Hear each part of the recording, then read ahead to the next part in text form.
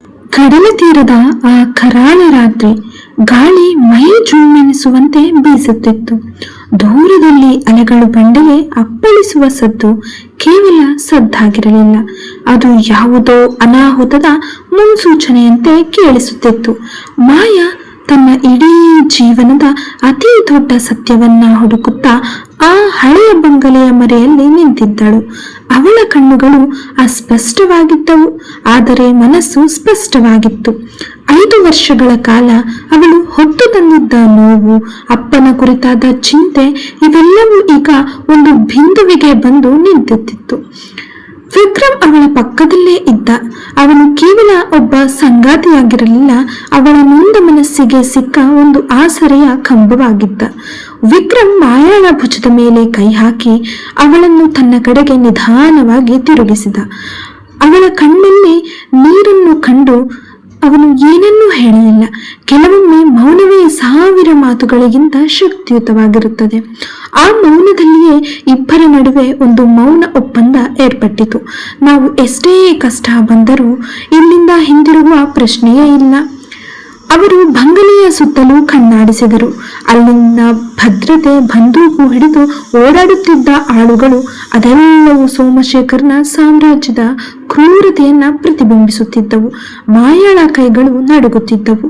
ವಿಕ್ರಮ್ ಅವಳ ನಡುಗುತ್ತಿದ್ದ ಕೈಗಳನ್ನ ತನ್ನ ಬಲವಾದ ಕೈಗಳಿಂದ ಹಿಡಿದು ಆಕೆಯ ಕಣ್ಣುಗಳನ್ನೇ ನೋಡುತ್ತಾ ಪಿಸುಗುಟ್ಟಿದ. ಮಾಯಾ, ನಿನ್ನ ಅಪ್ಪನನ್ನ ಹುಡುಕುವ ಈ ಸಾಹಸದಲ್ಲಿ ನೀನು ಒಬ್ಬಳಲ್ಲ. ಇವತ್ತು ನಾವಿಬ್ಬರು ಈ ರಹಸ್ಯದ ಬಾಗಿಲನ್ನು ತೆರೆಯಲೇಬೇಕು. ನಿನಗೆ ಭಯವಾಗುತ್ತಿದ್ದರೆ ನನ್ನ ಕೈಯನ್ನ ಬಿಗಿಯಾಗಿ ಹಿಡಿದುಕೋ, ಆ ಶಕ್ತಿಯೇ ನಮಗೆ ದಾರಿ ತೋರಿಸುತ್ತದೆ ಎಂದನು. ಆ ಮಾತುಗಳು ಮಾಯಾಳಲ್ಲಿ ಧೈರ್ಯವನ್ನು ತುಂಬಿದವು. ಅವಳು ನಿಧಾನವಾಗಿ ತಲೆಯಾಡಿಸಿದಳು. ಇಬ್ಬರೂ ಗುಪ್ತ ದ್ವಾರದ ಕಡೆಗೆ ಹೆಜ್ಜೆ ಹಾಕಿದರು. ಪ್ರತಿ ಹೆಜ್ಜೆಯಲ್ಲೂ ಒಂದು ಸದ್ದು, ಒಂದು ಅಪಾಯ. ಆದರೆ ವಿಕ್ರಮ್ನ ಉಪಸ್ಥಿತಿ ಮಾಯಾಳನ್ನ ಸುರಕ್ಷಿತವಾಗಿಡುತ್ತಿತ್ತು. ಬಂಗಲೆಯ ಹೊಳಭಾಗಕ್ಕೆ ಕಾಲಿಡುತ್ತಿದ್ದಂತೆ ಅಲ್ಲಿನ ವಾತಾವರಣ ತಣ್ಣಗಾಗಿತ್ತು. ಹಳೆಯ ಕಡತಗಳ ವಾಸನೆ, ಧೂಳಿನ ಮರೆಯಲ್ಲಿದ್ದ ಇತಿಹಾಸ, ಅದೆಲ್ಲವೂ ಅವರಿಗಾಗಿ ಕಾದಿದ್ದವು. ಮಾಯಾ ಒಂದು ಹಳೆಯ ಮರದ ಟೇಬಲ್ ಬಳಿ ನಿಂತಳು. ಅಲ್ಲಿ ಅಸ್ವಸ್ಥೆಯಾಗಿದ್ದ ಬಿದ್ದಿದ್ದ ಕಾಗದಗಳ ನಡುವೆ ಅವಳ ತಂದೆಯ ಕೈಬರಹವನ್ನು ಗುರುತಿಸಿದಳು. ಅದೊಂದು ಕೇವಲ ಪತ್ರವಾಗಿರಲಿಲ್ಲ, ಸೋಮಶೇಖರ್ನ ಅಕ್ರಮ ವ್ಯವಹಾರಗಳ ಸಾಕ್ಷ್ಯ ಚಿತ್ರವಾಗಿತ್ತು. ಮಾಯಾ ಅದನ್ನ ಕೈಗೆತ್ತಿಕೊಂಡಾಗ ಅವಳ ಮೈ ನಡುಗಿತು. ಇಷ್ಟು ವರ್ಷ ತಂದೆ ಮರೆಯಾಗಲು ಕಾರಣವಾದ ಸತ್ಯ ಈಗ ಅವಳ ಕೈಯಲ್ಲಿದೆ. ಆ ಕ್ಷಣದ ಆಘಾತವನ್ನ ತಾಳಲಾರದೆ ಮಾಯಾ ಮಂಕಾದಳು. ತಕ್ಷಣವೇ ವಿಕ್ರಮ್ ಅವಳನ್ನ ತನ್ನ ತೋಳುಗಳಲ್ಲಿ ಬಿಗಿಯಾಗಿ ತಬ್ಬಿಕೊಂಡ. ಆ ಅಪ್ಪುಗೆಯಲ್ಲಿ ಪ್ರೀತಿ ಇತ್ತು, ಭರವಸೆ ಇತ್ತು, ಮತ್ತು ಇಬ್ಬರನ್ನು ಒಗ್ಗೂಡಿಸಿದ ಆ ಅಗಾಧವಾದ ನಂಬಿಕೆ ಇತ್ತು. ಜಗತ್ತಿನ ಕಷ್ಟಗಳೆಲ್ಲವೂ ಮರೆತು ಹೋಗುವ ಆ ಕ್ಷಣದಲ್ಲಿ ಅವರು ಕೇವಲ ಇಬ್ಬರು ವ್ಯಕ್ತಿಗಳಾಗಿರಲಿಲ್ಲ, ಅವರು ಒಂದು ಹೋರಾಟದ ಶಕ್ತಿಯಾಗಿದ್ದರು. ಅಪ್ಪನನ್ನು ತಲುಪುವ ದಾರಿ ಈಗ ಸುಗಮವಾಗುತ್ತಿದೆ, ಆದರೆ ಈ ಸತ್ಯವನ್ನು ಹೊರಟುವಾಗ ಬರುವ ಸವಾಲುಗಳನ್ನು ಅವರು ಹೇಗೆ ಎದುರಿಸುತ್ತಾರೆ? ಆ ಹಳೆಯ ಪತ್ರವನ್ನ ಮಾಯಾ ಬಿಗಿಯಾಗಿ ಹಿಡಿದುಕೊಂಡಿದ್ದಳು. ಅದರಲ್ಲಿ ಬರೆದಿದ್ದ ಒಂದೊಂದು ಅಕ್ಷರವೂ ಅವಳ ಕುಟುಂಬದ ನಾಶಕ್ಕೆ ಕಾರಣವಾದ ಕ್ರೂರ ಸತ್ಯಗಳನ್ನ ಹೊರಹಾಕುತ್ತಿತ್ತು. ಸೋಮಶೇಖರ್ನ ವ್ಯವಹಾರಗಳು ಕೇವಲ ವ್ಯವಹಾರಗಳಾಗಿರಲಿಲ್ಲ, ವ್ಯಾಪಾರವಾಗಿರಲಿಲ್ಲ, ಅದೊಂದು ವ್ಯವಸ್ಥಿತವಾದ ಜಾಲವಾಗಿತ್ತು. ಆದರೆ ಆ ಪತ್ರದ ಕೊನೆಯಲ್ಲಿ ಬರೆದಿದ್ದ ಒಂದು ಹೆಸರು ಮಾತ್ರ ಮಾಯಾಳನ್ನ ಸ್ತಬ್ಧಗೊಳಿಸಿತು. ವಿಕ್ರಮ್ ಆ ಪತ್ರವನ್ನು ಗಮನಿಸುತ್ತಾ, ಮಾಯಾ, ಇದು ನಮ್ಮ ನಿರೀಕ್ಷೆಯನ್ನು ಮೀರಿ ದೊಡ್ಡ ಜಾಲ. ಈ ಪತ್ರದಲ್ಲಿ ಉಲ್ಲೇಖವಾಗಿರುವ ವ್ಯಕ್ತಿ ಸದ್ಯಕ್ಕೆ ಸೋಮಶೇಖರ್ನ ಬಲಗೈ ಭಂಟನಾಗಿ ಕೆಲಸ ಮಾಡುತ್ತಿದ್ದಾನೆ. ಅಂದ್ರೆ ನಮ್ಮ ಹತ್ತಿರವೇ ಶತ್ರು ಇದ್ದಾನೆ ಎಂದು ಗಂಭೀರವಾಗಿ ಹೇಳಿದನು. ಮಾಯಾಳ ಕಣ್ಣುಗಳಲ್ಲಿ ಈಗ ಆಕ್ರೋಶದ ಜೊತೆಗೆ ಒಂದು ರೀತಿಯ ಅನಿಶ್ಚಿತತೆ ಮಾಯ ಮಾಡಿತ್ತು. ವಿಕ್ರಮ್ ಅಪ್ಪನನ್ನ ನಾವು ಎಲ್ಲಿ ಹುಡುಕಬೇಕು ಎಂಬ ಸುಳಿವು ಸಿಗುತ್ತಿಲ್ಲ. ಆದರೆ ಈ ಪತ್ರದ ಪ್ರಕಾರ ಅವರು ಇನ್ನೂ ಈ ಬಂಗಲೆಯ ಆವರಣದಲ್ಲೇ ಇದ್ದಾರೆ. ನಾವು ಇನ್ನೂ ತಡ ಮಾಡಬಾರದು ಎಂದು ನುಡಿದನು. ಅವರು ಮುಂದಿನ ಕೋಣೆಯತ್ತ ಹೆಜ್ಜೆ ಹಾಕಿದರು. ಅಲ್ಲಿನ ಗೋಡೆಗಳ ಮೇಲೆ ತೂಗು ಹಾಕಿದ್ದ ಹಳೆಯ ನಕ್ಷೆಗಳು ಮತ್ತು ಲೈಬ್ರರಿಯ ಗುಪ್ತ ದ್ವಾರಗಳ ವಿನ್ಯಾಸಗಳು ಅವರಿಗೊಂದು ಸುಳಿವು ನೀಡುತ್ತಿತ್ತು. ವಿಕ್ರಮ್ ತನ್ನ ಕೌಶಲ್ಯವನ್ನು ಬಳಸಿ ಆ ಗುಪ್ತ ದ್ವಾರದ ತೆರೆಯನ್ನು ಯತ್ನಿಸಿದನು. ಮಾಯಾ ಪ್ರತಿ ಕ್ಷಣವೂ ಸುತ್ತಮುತ್ತಲಿನ ಸದ್ದುಗಳನ್ನು ಗಮನಿಸುತ್ತಿದ್ದಳು. ಯಾರಾದರೂ ಬರುತ್ತಿದ್ದಾರಾ ಎಂಬ ಆತಂಕ ಅವಳನ್ನು ಕಾಡುತ್ತಿತ್ತು. ಹಠಾತ್ತನೆ ಬಂಗಲೆಯ ಮೇಲಿನ ಮಹಡಿಯಿಂದ ಭಾರವಾದ ಹೆಜ್ಜೆಗಳ ಶಬ್ದ ಕೇಳಿಸಿತು. ವಿಕ್ರಮ್ ತಕ್ಷಣ ಮಾಯಾಳ ಕೈ ಹಿಡಿದು ಪಕ್ಕದ ಕಂಬದ ಮರೆಯಲ್ಲಿ ಅಡಗಿಕೊಂಡನು. ಆ ಕತ್ತಲೆಯಲ್ಲಿ ಅವರಿಬ್ಬರ ಉಸಿರಾಟದ ಸದ್ದು ಹೊರತುಪಡಿಸಿ ಉಳಿದಿದ್ದೆಲ್ಲವೂ ಮೌನವಾಗಿತ್ತು. ಮಾಯಾಳ ಮನಸ್ಸಿನಲ್ಲಿ ಕೇವಲ ಒಂದೇ ಒಂದು ಆಲೋಚನೆ, ಅಪ್ಪ ಎಲ್ಲಿದ್ದಾರೆ? ಅವರು ಸುರಕ್ಷಿತವಾಗಿದ್ದಾರೆಯೇ? ವಿಕ್ರಮ್ ಮಾಯಾಳತ್ತ ನೋಡಿ, ಕಣ್ಣಿನ ಸನ್ನೆಯಲ್ಲೇ ಶಾಂತಳಾಗಿರು, ನಾನು ಇಲ್ಲಿದ್ದೇನೆ ಎಂದು ಧೈರ್ಯ ತುಂಬಿದನು. ಅವರು ಅಡಗಿದ್ದ ಜಾಗದಿಂದಲೇ ಕಂಡಿದ್ದು ಸೋಮಶೇಖರ್ ತಾನೇ ಸ್ವತಃ ಆ ದ್ವಾರದ ಬಳಿ ಬಂದು ಯಾವುದೋ ರಹಸ್ಯ ಕೋಡನ್ನ ನಮೂದಿಸುತ್ತಿದ್ದ ದೃಶ್ಯ. ಆ ಕೋಡ್ ಏನು ಎಂಬುದನ್ನು ಮಾಯಾ ಗಮನಿಸಿಕೊಂಡಳು. ಈಗ ಅವರ ಕೈಯಲ್ಲಿ ಅಪ್ಪನನ್ನ ಹುಡುಕುವ ದಾರಿ ಮಾತ್ರವಲ್ಲ, ಸೋಮಶೇಖರ್ನ ರಹಸ್ಯ ಕೋಡ್ ಕೂಡ ಇದೆ. ಆದ್ರೆ ಆ ರಹಸ್ಯ ಕೋಡ್ ಬಳಸಿದರೆ ಶತ್ರುಗಳ ಕಣ್ಣಿಗೆ ಬೀಳುವ ಅಪಾಯವೂ ಇದೆ. ಮಾಯಾ ವಿಕ್ರಮ್ ಕಿವಿಯಲ್ಲಿ ಪಿಸುಗುಟ್ಟಿದನು. ನಾವು ಈ ರಾತ್ರಿಯೇ ಅಪ್ಪನನ್ನ ಹೊರ ತರುತ್ತಿದ್ದೇವೆ, ಇಲ್ಲವಾದರೆ ಅವರು ನಮ್ಮನ್ನ ಜೀವಂತವಾಗಿ ಬಿಡುವುದಿಲ್ಲ. ಆ ಕತ್ತಲ ಕೋಣೆಯಲ್ಲಿ ಇಬ್ಬರ ನಡುವಿನ ನಂಬಿಕೆ ಮತ್ತು ಧೈರ್ಯವೇ ಅವರ ಅಸ್ತ್ರವಾಗಿತ್ತು. ಸೋಮಶೇಖರ್ ಆ ಕೋಣೆಯಿಂದ ಹೊರಗೆ ಹೋಗುತ್ತಿದ್ದಂತೆಯೇ ಇಬ್ಬರೂ ಆ ಗುಪ್ತ ದ್ವಾರದತ್ತ ಹೆಜ್ಜೆ ಹಾಕಿದರು. ಸೋಮಶೇಖರ್ ಆ ಕೊಠಡಿಯಿಂದ ಹೊರಗೆ ಹೋಗುತ್ತಿದ್ದಂತೆಯೇ ಆವರಣದಲ್ಲಿ ಒಂದು ಕ್ಷಣದ ಮೌನ ಆವರಿಸಿತ್ತು. ವಿಕ್ರಮ್ ಮತ್ತು ಮಾಯಾ ಇಬ್ಬರು ಜೀವ ಹಿಡಿದು ಕಾಣಿಯುತ್ತಿದ್ದರು. ವಿಕ್ರಮ್ ನಿಧಾನವಾಗಿ ಆ ಗುಪ್ತ ದ್ವಾರದ ಬಳಿ ತೆರಳಿ ಮಾಯಾ ನೆನಪಿಸಿಕೊಂಡಿದ್ದ ಆ ಕೋಡನ್ನ ನಮೂದಿಸಿದನು. ಆ ಕ್ಷಣದಲ್ಲಿ ಮಾಯಾಳ ಎದೆಬಡಿಹ ತೀವ್ರವಾಗಿತ್ತು. ಒಂದು ಸಣ್ಣ ತಪ್ಪು ನಡುವಿದ್ದರೂ ಇಬ್ಬರ ಪ್ರಾಣಕ್ಕೂ ಕುತ್ತು ಬರುವ ಸಾಧ್ಯತೆ ಇತ್ತು. ಆದರೆ ಅದೃಷ್ಟವಶಾತ್ ಯಾಂತ್ರಿಕವಾದ ಶಬ್ದವೊಂದು ಕೇಳಿಸಿತು ಮತ್ತು ಗೋಡೆಯ ಒಂದು ಭಾಗ ನಿಧಾನವಾಗಿ ಸರಿದು ಕತ್ತಲೆಯಾದ ಕಿರಿದಾದ ಮೆಟ್ಟಿಲುಗಳು ತೆರೆದುಕೊಂಡವು. ಕೆಳಗಿನಿಂದ ಮುಸುಕಾದ ಬೆಳಕು ಮತ್ತು ಏನೋ ಒಂದು ವಿಚಿತ್ರವಾದ ವಾಸನೆ ಮೇಲಕ್ಕೆ ಬರುತ್ತಿತ್ತು. ಅದು ತೇವಾಂಶ ಮತ್ತು ಭರವಸೆಯ ಮಿಶ್ರಣವಾದ ವಾಸನೆಯಾಗಿತ್ತು.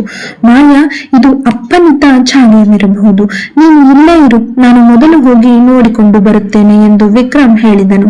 ಆದರೆ ಮಾಯಾ ಅದನ್ನು ಒಪ್ಪಲಿಲ್ಲ. ಅವಳ ಕಣ್ಣುಗಳಲ್ಲಿ ದೃಢತೆ ಇತ್ತು. ಇಲ್ಲ ವಿಕ್ರಮ್, ಈ 5 ವರ್ಷಗಳ ಹುಡುಕಾಟದಲ್ಲಿ ನಾನು ಅಪ್ಪನಿಂದ ದೂರವಿರುವ ಪ್ರತಿ ಕ್ಷಣವನ್ನು ಅನುಭವಿಸಿದ್ದೇನೆ. ಇನ್ನು 1 ನಿಮಿಷವೂ ನಾನು ಕಾಯಲಾರೆ. ನಾನು ಜೊತೆಯಾಗಿಯೇ ಹೋಗೋಣ ಎಂದು ಮನಸ್ಸಿನಲ್ಲಿಯೇ ಹೇಳಿದಳು. ಇಬ್ಬರು ಆ ಕಿರಿದಾದ ಮೆಟ್ಟಿಲುಗಳ ಮೂಲಕ ಕೆಳಗೆ ಇಳಿದರು. ಕೆಳಗೆ ಒಂದು ದೊಡ್ಡ ಸೆಲ್ ರೀತಿಯ ಕೊಠಡಿ ಇತ್ತು. ಅಲ್ಲಿನ ಸ್ಥಿತಿಯನ್ನ ನೋಡಿ ಮಾಯಾಳಿಗೆ ಅಗಾಧವಾಯಿತು. ಗೋಡೆಗಳ ಮೇಲೆ ಅಳಸಿರೋದ ಅಕ್ಷರಗಳು, ಒಂದು ಹಳೆಯ ಮಂಚ ಮತ್ತು ಮೂಲೆಯಲ್ಲಿ ಕುಳಿತಿದ್ದ ವ್ಯಕ್ತಿಯೊಬ್ಬರು.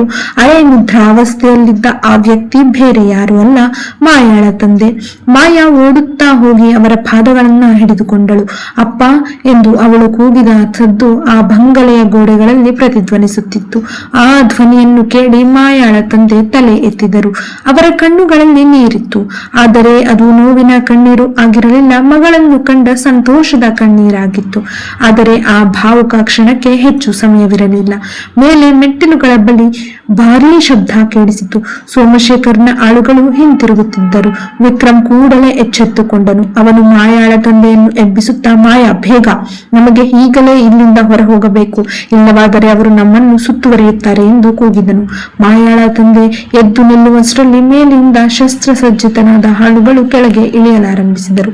ವಿಕ್ರಮ್ ತನ್ನ ಬಳಿ ಇದ್ದ ಒಂದು ಕಬ್ಬಿಣದ ಸರಳನ್ನು ಹಿಡಿದು ದ್ವಾರದ ಬಳಿ ನಿಂತನು. ಅಪ್ಪನನ್ನು ರಕ್ಷಿಸುವ ಹಾದಿಯಲ್ಲಿ ಮಾಯಾಳ ಮುಂದೆ ಈಗ ದೊಡ್ಡ ಸವಾಲು ಇತ್ತು. ತನ್ನ ತಂದೆಯನ್ನು ಕರೆದುಕೊಂಡು ಆ ರಹಸ್ಯ ದ್ವಾರದಿಂದ ಸುರಕ್ಷಿತವಾಗಿ ಹೊರಬರುವುದು ಹೇಗೆ ಎಂಬುದು ಅವಳ ಒಂದು ದೊಡ್ಡ ಚಿಂತೆಯಾಗಿತ್ತು. ಆಳುಗಳು ಮೆಟ್ಟಿಲುಗಳ ಮೂಲಕ ಕೆಳಗೆ ಇಳಿಯುತ್ತಿದ್ದರು. ವಿಕ್ರಮ್ ದ್ವಾರದ ಅಂಚಿನಲ್ಲಿ ಅಚಲವಾಗಿ ನಿಂತಿದ್ದನು.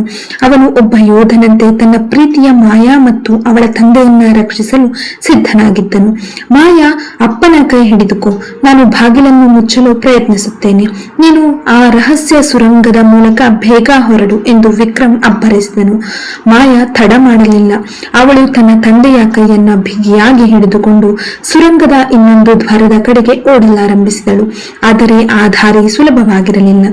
ಅಲ್ಲಿ ಹಳೆಯ ಕಸದ ರಾಶಿಗಳು ಮತ್ತು ಕತ್ತಲೆಯಿಂದಾಗಿ ಓಡುವುದು ಕಷ್ಟವಾಗಿತ್ತು. ಅಪ್ಪನನ್ನ ರಕ್ಷಿಸಬೇಕೆಂಬ ಹಂಬಲವೇ ಅವಳನ್ನ ಆಗಿತ್ತು. ಹಿಂಬದಿಯಲ್ಲಿ ವಿಕ್ರಮ್ ಹೋರಾಟವನ್ನು ಮುಂದುವರೆಸಿದ್ದನು. ಆಳುಗಳು ಅವನ ಮೇಲೆ ಮುಗಿಬಿದ್ದಿದ್ದರು. ವಿಕ್ರಮ್ ತನ್ನ ಚಾಣಾಕ್ಷತನದಿಂದ ಅವರೆಲ್ಲರನ್ನೂ ಎದುರಿಸುತ್ತಿದ್ದನು. ಒಂದೊಂದು ಹೊಡೆತಕ್ಕೂ ಒಂದೊಂದು ತಂತ್ರಕ್ಕೂ ತನ್ನೆಲ್ಲಾ ಶಕ್ತಿಯನ್ನ ಬಳಸುತ್ತಿದ್ದನು. ಆದರೂ ಶತ್ರುಗಳ ಸಂಖ್ಯೆ ಹೆಚ್ಚಾಗುತ್ತಿತ್ತು. ಅದೇ ಸಮಯದಲ್ಲಿ ಸುರಂಗದ ದಾರಿಯಲ್ಲಿ ಮಾಯಾಳಿಗೆ ಒಂದು ಅಡ್ಡಿ ಎದುರಾಯಿತು. ಆ ಸುರಂಗದ ದ್ವಾರವೊಂದು ಒಳಭಾಗದಿಂದ ಬೇಗ ಹಾಕಲ್ಪಟ್ಟಿತು. ಅಪ್ಪ, ಇಲ್ಲಿ ಲಾಕ್ ಇದೆ, ನಾವು ಹೇಗೆ ಹೋಗುವುದು ಎಂದು ಮಾಯಾ ಆತಂಕದಿಂದ ಕೂಗಲು ಟ್ರೈ ಮಾಡಿದಳು. ತಂದೆ ದುರ್ಬಲರಾಗಿದ್ದರು. ಆ ದ್ವಾರದ ಮೆಕ್ಯಾನಿಸಂ ಬಗ್ಗೆ ಅವರಿಗೆ ಗೊತ್ತಿತ್ತು. ಅವರು ಗೋಡೆಯ ಮೇಲಿದ್ದ ಒಂದು ಕಲ್ಲನ್ನು ಒತ್ತಿದರು. ದ್ವಾರ ತೆರೆಯಿತು. ಆದರೆ ಅದಕ್ಕೆ ಬದಲಾಗಿ ಮೇಲ್ಭಾಗದಿಂದ ಎಚ್ಚರಿಕೆಯ ಸೈರನ್ ಮೊಳಗಿತು. ಸೋಮಶೇಖರ್ನ ಇಡೀ ಬಂಗಲೆಯಲ್ಲಿ ಸೈರನ್ ಸದ್ದು ಕೇಳಿಸತೊಡಗಿತು. ಯಾರೋ ಒಳಸುಳಿದಿದ್ದಾರೆ, ದ್ವಾರಗಳನ್ನು ಬಂದ್ ಮಾಡಿ ಎಂಬ ಆಳುಗಳ ಕಿರುಚಾಟ ಪ್ರತಿಧ್ವನಿಸುತ್ತಿತ್ತು. ಮಾಯಾ ಮತ್ತು ಅರಪ್ಪ ಸುರಂಗದಿಂದ ಹೊರಗೆ ಬರುವಷ್ಟರಲ್ಲಿ ಮತ್ತೊಂದು ಅಡಚಣೆ. ಸೋಮಶೇಖರ್ ಸ್ವತಃ ತನ್ನ ಬಲಗೈ ಬಂಟನೊಂದಿಗೆ ಅಲ್ಲಿ ಕಾಯುತ್ತಿದ್ದನು. ಮಾಯಾಳನ್ನ ಕಂಡು ಸೋಮಶೇಖರ್ ನಗುತ್ತಾ, ಅಂದು ತಪ್ಪಿಸಿಕೊಂಡೆ ಎಂದು ಎಲ್ಲಿಗೆ ಹೋಗುತ್ತೀಯ ಮಾಯಾ ಎಂದು ಹೀಯಾಳಿಸಿದನು. ಮಾಯಾಳ ಕೈಯಲ್ಲಿ ಈಗ ಶಸ್ತ್ರಗಳಿಲ್ಲ, ಆದ್ರೆ ಅವಳ ತಂದೆಯನ್ನು ಉಳಿಸಿಕೊಳ್ಳಬೇಕಾದ ದೊಡ್ಡ ಜವಾಬ್ದಾರಿ ಇದೆ. ವಿಕ್ರಮ್ ಇಲ್ಲದ ಈ ಕ್ಷಣದಲ್ಲಿ ಮಾಯಾ ಏಕಾಂಗಿಯಾಗಿ ಸೋಮಶೇಖರ್ನನ್ನ ಎದುರಿಸಬೇಕಿತ್ತು. ಆಕೆಯ ಕಣ್ಣುಗಳಲ್ಲಿ ಭಯವಿರಲಿಲ್ಲ, ಬದಲಿಗೆ ದ್ವೇಷ ಮತ್ತು ಸಿಟ್ಟು ಜ್ವಾಲೆಯಂತೆ ಉರಿಯುತ್ತಿತ್ತು. ಸೋಮಶೇಖರ್ನ ಎದುರು ಮಾಯಾ ಮತ್ತು ಅವಳ ತಂದೆಯ ಸಹಾಯಕರಾಗಿ ನಿಂತಿದ್ದರು. ಮಾಯಾ ಮಾತನಾಡಲಾರದವಳು ಎಂಬುದು ಸೋಮಶೇಖರ್ಗೆ ತಿಳಿದಿತ್ತು. ಅದನ್ನೇ ಬಳಸಿಕೊಂಡು ಅವನು, ಏನು ಮಾಯಾ, ನಿನ್ನ ಪ್ರಿಯಕರ ಎಲ್ಲಿ? ಇವತ್ತು ನೀನನ್ನು ರಕ್ಷಿಸಲು ಯಾರೂ ಬರುವುದಿಲ್ಲ ಎಂದು ಅವಳನ್ನು ನೋಡಿ ನಗುತ್ತಿದ್ದನು. ಮಾಯಾ ಏನನ್ನೂ ಮಾತನಾಡಲಿಲ್ಲ, ಆದ್ರೆ ಅವಳ ಕಣ್ಣುಗಳಲ್ಲಿ ದೃಢತೆ ಇತ್ತು. ಅವಳು ತನ್ನ ತಂದೆಯ ಕೈಯನ್ನ ಬಿಗಿಯಾಗಿ ಹಿಡಿದುಕೊಂಡು ಸೋಮಶೇಖರ್ನ ಕಣ್ಣಿನಲ್ಲಿ ನೇರವಾಗಿ ನೋಡಿದಳು. ಅವಳ ಮೌನವೇ ಒಂದು ದೊಡ್ಡ ಸವಾಲು ನಂದಿತ್ತು. ಅಷ್ಟರಲ್ಲಿ ವಿಕ್ರಮ್ ಅಲ್ಲಿಗೆ ಧಾವಿಸಿ ಬಂದನು. ಅವನು ಆಳುಗಳನ್ನ ಮೆಟ್ಟಿ ನಿಂತು ರಕ್ತಸಿಕ್ತವಾದ ಮುಖದೊಂದಿಗೆ ಮಾಯಾಳ ಹತ್ತಿರ ಬಂದನು. ವಿಕ್ರಮ್ ಸೋಮಶೇಖರ್ನತ್ತ ಬಂದು ಮಾಯಾಳನ್ನ ತನ್ನ ಹಿಂದೆ ನಿಲ್ಲಿಸಿಕೊಂಡು ಸನ್ನೆಗಳ ಮೂಲಕವೇ ಅವಳಿಗೆ ಧೈರ್ಯ ತುಂಬಿದನು. ಮಾಯಾ ತನ್ನ ಫೋನ್ನಲ್ಲಿ ವೇಗವಾಗಿ ಟೈಪ್ ಮಾಡಿ ಸೋಮಶೇಖರ್ಗೆ ತೋರಿಸಿದಳು. ಆ ಪರದೆಯ ಮೇಲೆ ಬರೆದಿತ್ತು, ನೀನು ಮಾಡಿದ ಅಕ್ರಮಗಳ ಎಲ್ಲಾ ಸಾಕ್ಷ್ಯಗಳು ಈಗಾಗಲೇ ಪೊಲೀಸರ ಕೈ ಸೇರಿವೆ. ಅದು ಸುಳ್ಳು ಎಂಬುದು ಸೋಮಶೇಖರ್ಗೆ ತಿಳಿದಿತ್ತು. ಆದ್ರೆ ಮಾಯಾಳ ಆತ್ಮವಿಶ್ವಾಸ ಅವಳನ್ನ ಬೆಚ್ಚಿ ಬೀಳಿಸಿತು. ಅವಳು ತನ್ನ ತಂದೆಯ ಕೈಯಲ್ಲಿದ್ದ ಆ ರಹಸ್ಯ ಪತ್ರವನ್ನ ಮೇಲಕ್ಕೆತ್ತಿ ತೋರಿಸಿದಳು. ಆ ಪತ್ರದ ಮೇಲೆ ಪೊಲೀಸರ ಅಂಚೆ ಚೀಟಿಯೊಂದು ಅಂಟಿಸಲಾಗಿತ್ತು, ಸ್ಟ್ಯಾಂಪ್. ಅದು ಆಕೆ ಸೋಮಶೇಖರ್ನ ಬರುವ ಮೊದಲೇ ಕಳುಹಿಸಿದ್ದ ಪತ್ರಿಯಾಗಿತ್ತು. ಸೋಮಶೇಖರ್ನ ಮುಖದಲ್ಲಿನ ಹಮ್ಮು ಅಳಿಸಿ ಹೋಯಿತು. ಅವನು ಭಯದಿಂದ ಹಿಂದೆ ಸರಿಯಲಾರಂಭಿಸಿದನು. ಅಷ್ಟರಲ್ಲಿ ದೂರದಿಂದ ಪೊಲೀಸ್ ವಾಹನಗಳ ಸೈರನ್ ಸದ್ದು ಕೇಳಿಸತೊಡಗಿತು. ವಿಕ್ರಮ್ ಮತ್ತು ಮಾಯಾ ಪರಸ್ಪರ ನೋಡಿಕೊಂಡರು. ಮಾಯಾಳ ಮೌನದಲ್ಲಿ ಒಂದು ಗೆಲುವಿನ ನಗು ಇತ್ತು.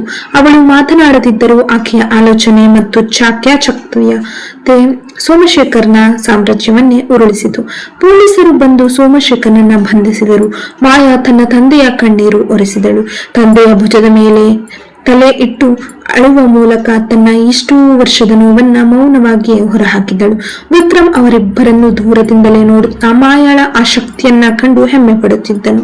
ಮೌನವೇ ಪ್ರೇಮದ ಭಾಷೆ, ಮೌನವೇ ದೊಡ್ಡ ಹೋರಾಟದ ಅಸ್ತ್ರ ಎಂಬುದನ್ನು ಮಾಯಾ ಸಾಬೀತು ಮಾಡಿದಳು. ಕತ್ತಲೆ ಕಳೆದು ಅಪ್ಪ ಮಗಳ ಭೇಟಿ ಸುಖಾಂತ್ಯವಾಯಿತು. ಆದ್ರೆ ವಿಕ್ರಮ್ ಮತ್ತು ಮಾಯಾಳ ಪ್ರೇಮದ ಮುಂದಿನ ಪಯಣ ಹೇಗೆ ಸಾಗಲಿದೆ ಎಂಬುದನ್ನ ನೆಕ್ಸ್ಟ್ ಎಪಿಸೋಡ್ ನಲ್ಲಿ ನೋಡಿ. ಅಂಡ್ ಎಪಿಸೋಡ್ 5 ವೇಟ್ ಮಾಡ್ತಾ ಇರಿ. ಈ ಕತೆ ನಿಮ್ಗೆ ಇಷ್ಟ ಆಗಿದ್ರೆ ಲೈಕ್ ಮಾಡಿ, ಶೇರ್ ಮಾಡಿ ಮತ್ತು ಸಬ್ಸ್ಕ್ರೈಬ್ ಮಾಡೋದನ್ನ ಮರಿಬೇಡಿ.